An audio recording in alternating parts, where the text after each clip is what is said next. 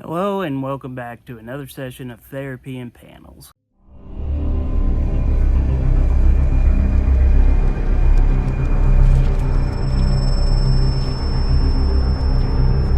Today we're going to be doing something a tiny bit different since it is a very special day in the comic book world today. It is the birthday of the king of comics himself, Jack Kirby. Written and drawn by Tom Scioli, my apologies. This graphic novel takes us through the entire life of Jack Kirby. For anyone somehow unaware of Jack Kirby, he is responsible for the creation of such characters like the Fantastic Four, Thor, the Avengers, New Gods, and many others you have seen on the big screen at least.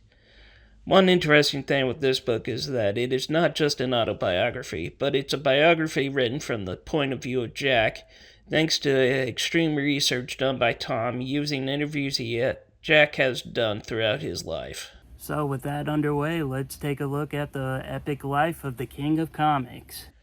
For those who like the covers, I got this really cool copy with the Kirby crackle in the background as he is at work seeing all the drawings come to life.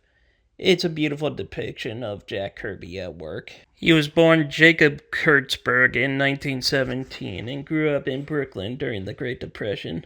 Life was pretty tough. Poverty, violence, and struggle were always a constant for him, but he always found an escape in drawing. He taught himself by copying characters like Popeye and Flash Gordon.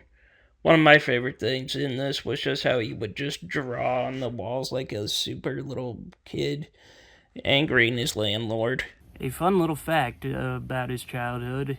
Apparently, when attending the World's Fair back in 1939, a lot of the attractions and whatnot gave him enough inspiration to where in the future they inspired him to get the ideas for his versions of Asgard and the new Genesis planet.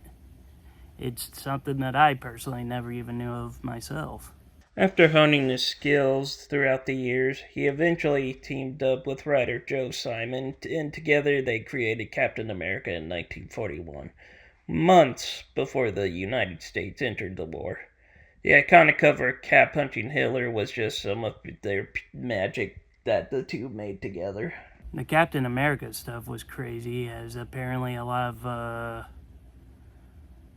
people who were pro the other side apparently started doing anti-alive threats and whatnot to Jack and Joe, to where if it wasn't for the fact that the mayor of New York at the time was a fan of theirs and got them security, who knows what would have happened to him.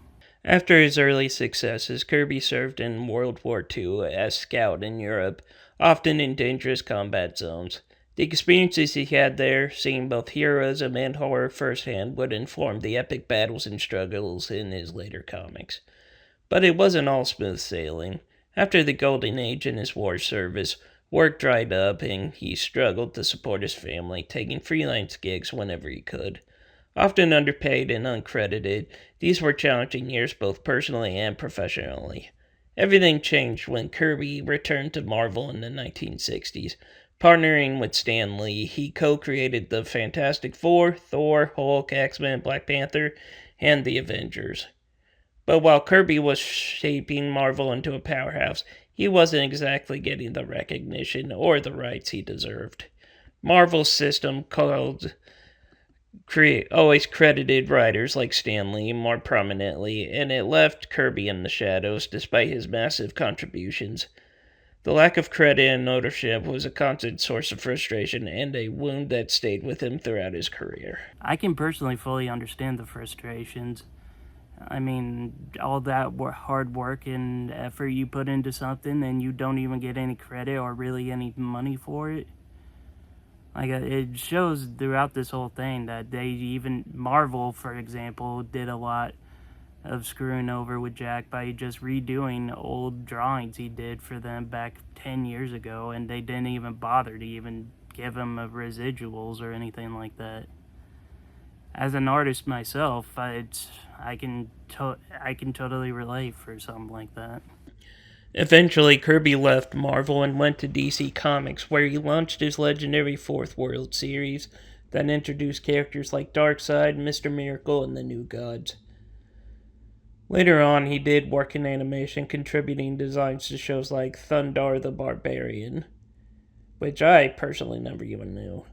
Even after leaving Marvel, his creative fire never went out.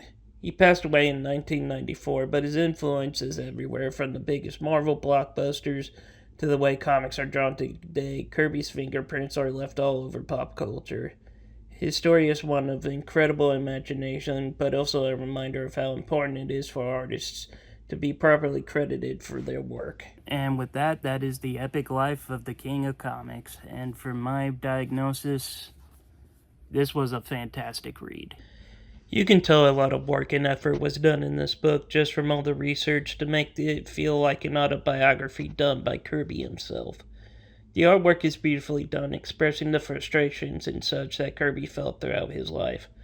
I personally learned new things about one of my favorite artists, and I highly recommend this as reading material for anyone who wants to be or is a current comics fan. And with that, that is the end of today's session. Thank you all for attending. If you liked the video, please be sure to leave a like, comment, and subscribe. And until next time, I am the Super Guru, wishing Jack Kirby a very happy birthday, and signing off.